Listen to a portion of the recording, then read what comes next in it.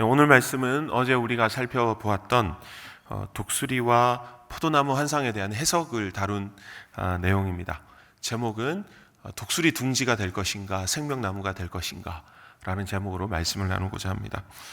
어제 새벽에 김정일 목사님께서 너무 말씀 정리를 잘 해주셔가지고요, 다시 설명을 이렇게 크게 드릴 필요는 없을 것 같은데요. 어쨌든 하나님께서 큰 독수리인 바벨론을 이스라엘 죄악에 대한 심판의 도구로 이제 사용하시는 내용이 나옵니다. 그래서 요야긴 왕을 폐위시키고 새 연한 가지인 시드기야 왕을 이제 느부갓네살 왕을 통해서 사용하시죠. 세우십니다. 그 후에 잠시 동안 이 유다 왕국은 비록 높은 곳에 있는 백향목 나무 가지는 아니지만 낮은 포도나무 가지로서 열매를 맺으면서 풍요롭고 안정된 생활을 다소 이어갔습니다. 그런데 이스라엘은 사실 이런 상황을 허락하여 주신 하나님의 깊은 속뜻을 좀 자세히 이해하지 못했던 것 같아요. 징계 중에라도 긍휼을 잊지 않으시고 혹시나 유다가 그 가운데 마음을 돌이키진 않을까 다시 기회를 주신 것을 좀 이해하지 못했던 것 같아요.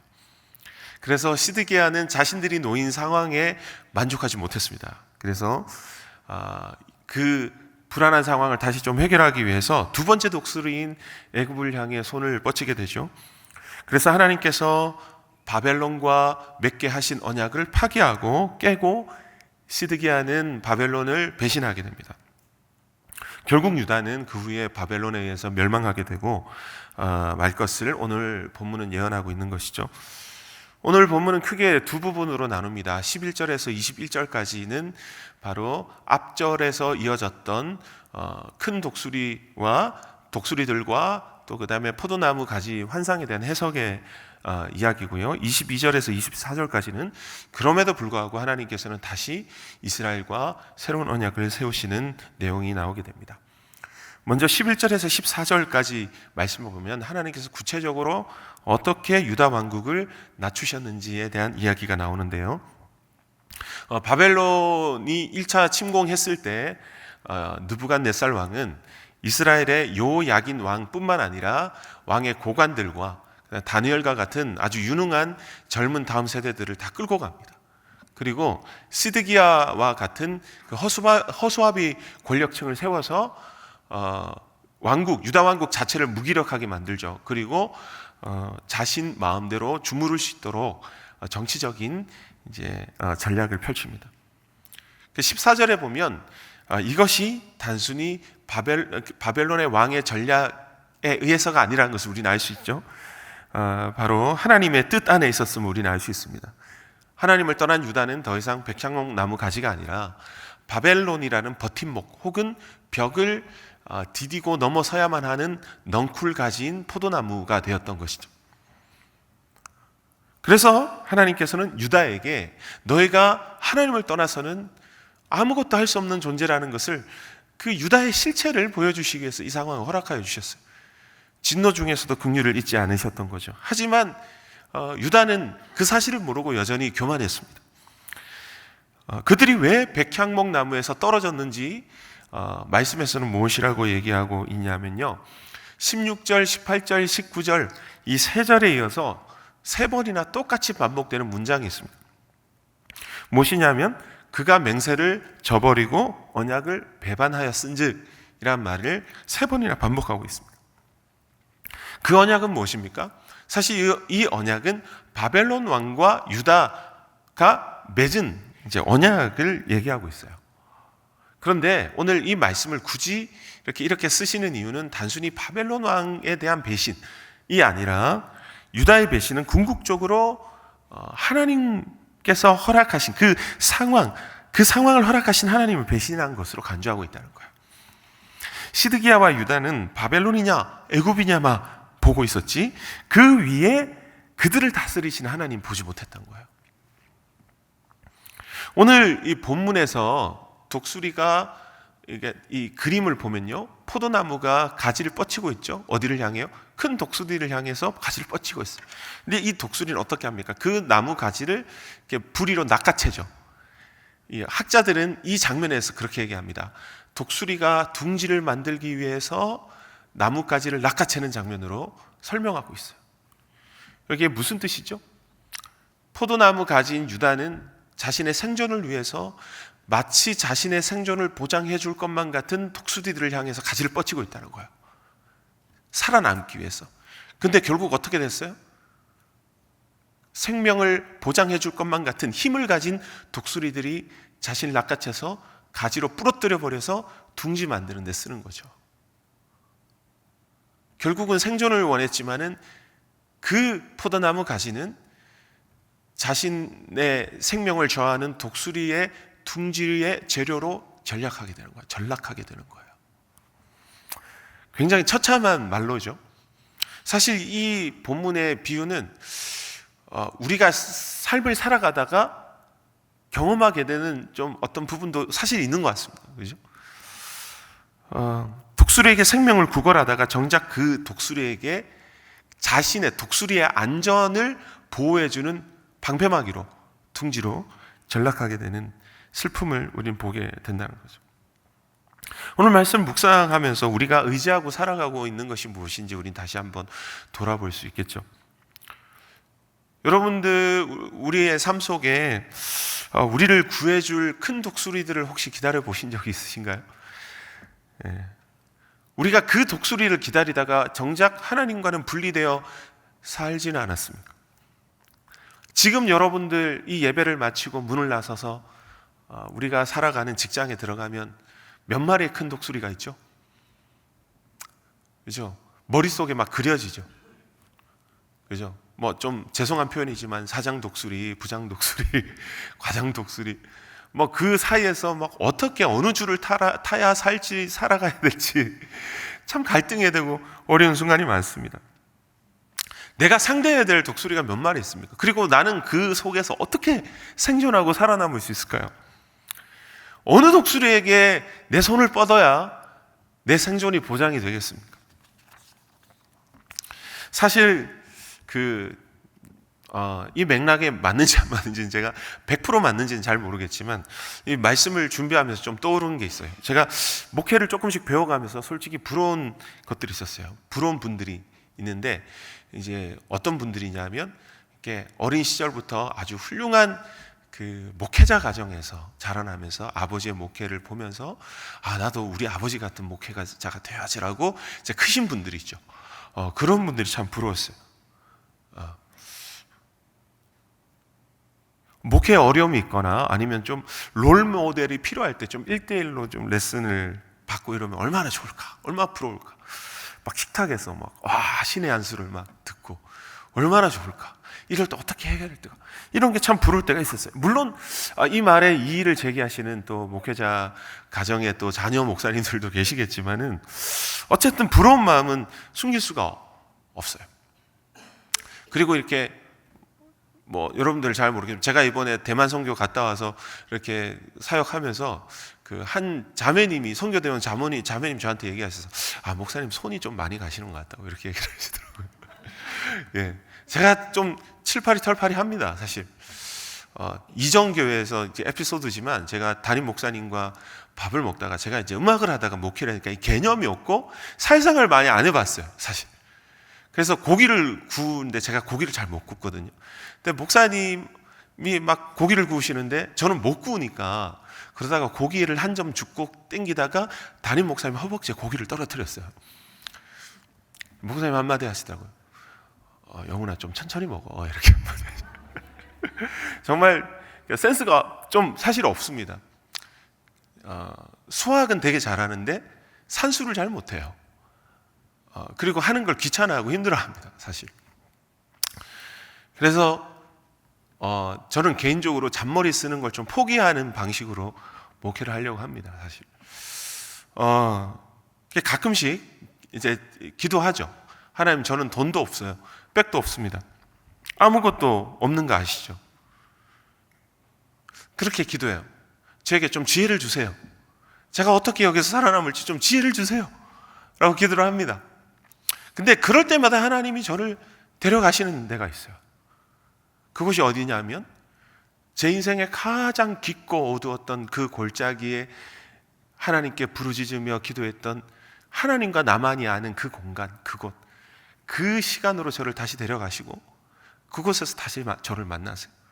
그리고 저의 상황에 대해서 얘기를 하지 않으시고 그때 저와 나누었던 그 행복한 시간들에 대해서 자꾸 다시 저에게 끄집어내시는 거예요. 그때 추억을 그리워하시고 그때 이야기들을 자꾸 가지고 나오시는 거예요. 하나님 참 소박하시군요. 하나님 제게 원하시는 게 그렇게 많지 않으시군요. 그러면서 하나님 오늘 말씀 묵상하면서 다시 떠오르게 하신다는 거예요. 뭐냐면 하나님 왜 저를 자꾸 그 상황 가운데 끌고 가실까? 촉박하고 방법이 필요하고 지혜가 필요하고 내가 어떤 처세술이 필요한 그 순간, 정말 내가 실질적인 기술이 필요한 순간마다 하나님 왜 그곳으로 나를 자꾸 이끌어 가실까? 오늘 말씀을 묵상하면서 다시 한번 깨닫게 됐어요. 왜냐하면 하나님이 그 순간 저를 다시 자신에게 연결시키시는 거예요. 다시 연결시키시는 거예요. 그리고 거기에 붙어있게 하시는 거예요.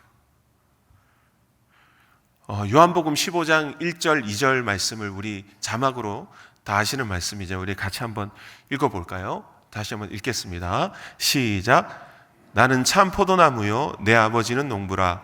물은 내게 붙어있어 열매를 맺지 아니하는 가지는 아버지께서 그것을 제거해 버리시고 물은 열매를 맺는 가지는 더 열매를 맺게 하려 하여 그것을 깨끗하게 하시느니라. 아멘. 그렇습니다.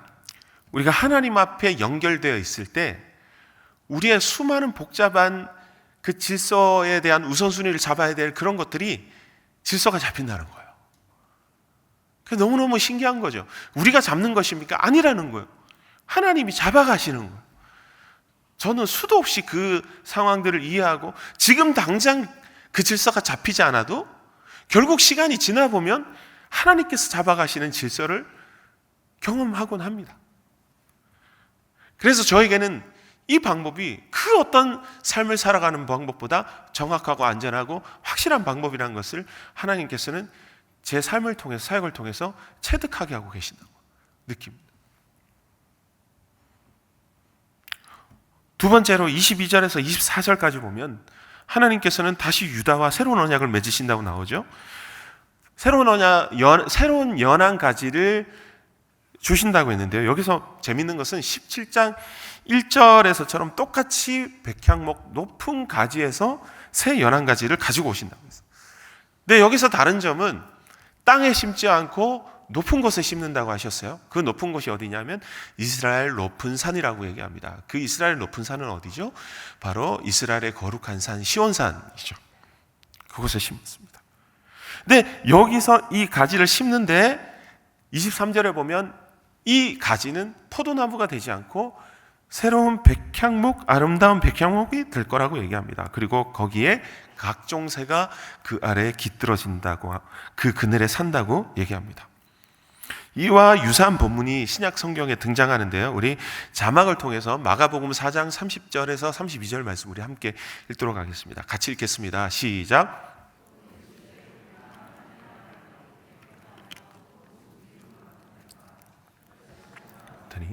땅에 심길 때에는 땅 위의 모든 씨보다 작은 것이로되 심긴 후에는 자라서 모든 풀보다 커지며 큰 가지를 내나니 공중의 새들이 그 그늘에 깃들일 만큼 되느니라. 아멘.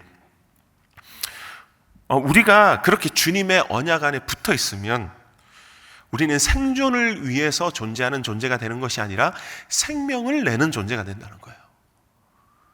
여러분, 이 삶의 차이점은 저는 굉장히 크다고 생각합니다. 생존을 위해 존재하는 사람은 의외로 다른 이의 생명을 뺏어가는 경우가 많이 있습니다. 여러분들 직장 생활 하시고 조직 생활 하시다 보면 그런 사람들, 그런 분들 가끔씩 보시지 않습니까? 살아남는데 도사가 있어요.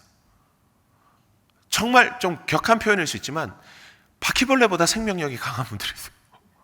진짜. 어떤 경우에도 살아남는 생존력이 있는 분들은. 근데 여러분, 우리가 생명을 향해 살지 않고 생존을 위해 살다 보면 우리는 자칫 죽음을 낳는 존재가 될 수 있다는 거예요. 어떻게 얘기합니까? 한 알의 밀알이 땅에 떨어져 죽지 않으면 한 알 그대로 돼서 썩어지다. 하지만 썩어 죽으면 많은 열매를 맺는다. 생존을 위해 사는 것이 아니라 생명을 내기 위해서 죽어지는, 하나님과 연결되어 끊임없이 자신을 죽이는 삶, 그렇게 하나님께 연결된 삶이 어떤 삶이 된다는 거예요? 푸른 생명나무와 같은 삶이 된다는 거예요. 그래서 그 그늘 아래 새들이 깃들이고 그 아래 쉰다는 거예요.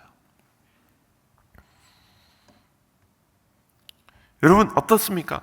그 생명나무는 누구죠? 바로 메시아이신 예수 그리스도라는 거예요. 이사야 53장에서 말씀하시는 것처럼 연한 순처럼 자라났는데 비록 고운 모양도 없고 아름다운 빛깔도 없지만 하나님께서 그 작은 희생과 생명을 통해서 이 땅 가운데 큰 나무, 방금 읽었던 마가복음 4장과 같은 하나님 나라를 이루셨지 않았습니까? 그 생명력은 어떤 생명력입니까? 계속 높은 나무가 계속 높아지는 생명력입니까? 하나님 나라의 생명은 그런 생명을 말하지 않습니다. 높은 나무는 낮아지고요, 낮은 나무는 높아지고요, 마른 나무가 푸르러지고 때로는 푸른 나무가 말라질 수도 있는, 모든 생명의 주관자가 하나님이시고 그것을 다스리시는 그 하나님의 말씀이 지배하는 나라, 그 생명나무의 나라가 바로 24절에서 말씀하는 하나님과 연결된 독수리 둥지가 아닌 생명나무의 모습이라고 오늘 말씀에서는 우리에게 선포하고 있는 것입니다. 여러분, 우리의 삶 속에 그런 하나님 나라의 생명력이 넘쳐나는 하루가 되기를 원합니다. 여러분, 그런 은혜가 있기를 원합니다. 그저 큰 독수리들 사이에서 살아남기 위해서 몸부림치다가 그들의 둥지로 비참하게 전락되지 않고 우리가 생명나무가 되기 원합니다. 그리고 우리 조국을 위해서도 우리 같이 기도했으면 좋겠어요. 정말 큰 독수리들이, 우리 역사가 그랬지 않았습니까? 이 나라, 이 조국, 이 민족의 역사가 그랬습니다. 큰 독수리들이 얼마나 이 가지를 삼키고 자기의 둥지로 삼으려고 자기의 부리로 쪼아대며 얼마나 나무를, 가지를 꺾어대고 있습니까? 근데 여러분, 오늘 말씀에서 뭐라고 얘기합니까? 하나님에 연결되는 것이 우리가 살아 있을 수 있는 이유라고 얘기한다는 거예요. 하나님께 연결되기 원합니다. 그들의 둥지가 되는 것이 아니라, 그들의 전략적 요새가 되는 것이 아니라 하나님과 연결된 생명나무로 이 조국이, 이 나라의 교회가 그렇게 이 땅의 평화를 이루어내는 생명나무로 아름답게 자라나게 해달라고 기도하는 은혜가 있기를 원합니다.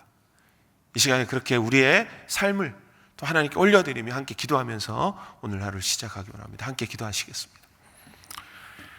살아계신 아버지 하나님, 주님, 이 시간에 기도합니다. 하나님 아버지 주님,